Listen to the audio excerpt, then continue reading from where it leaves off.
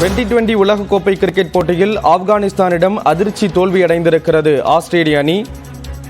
முதலில் பேட்டிங் செய்த ஆப்கானிஸ்தான் 148 ரன்கள் சேர்த்திருந்த நிலையில் 149 ரன்கள் எடுத்தால் வெற்றி என்ற இலக்குடன் ஆஸ்திரேலியா களமிறங்கியிருந்தது. இந்நிலையில் சிறப்பான பந்துவீச்சை ஆப்கன் வீரர்கள் வெளிப்படுத்தியதன் காரணமாக தற்போது தோல்வியை சந்தித்திருக்கிறது. ஆஸ்திரேலிய அணியின் பந்துவீச்சாளர் பேட் கமின்ஸ் ஹாட்ரிக் விக்கெட்டுகளை எடுத்து அசத்தி இருந்தாலும் அது வீணாய் போயிருக்கிறது என்று கூற வேண்டும்.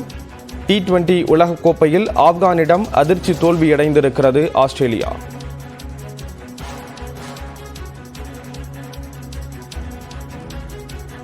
அடுத்த போட்டியில் இந்தியாவுடன் கட்டாயம் வெற்றி பெற வேண்டிய ஒரு நிலை ஏற்பட்டிருப்பதையும் பார்க்க முடிகிறது.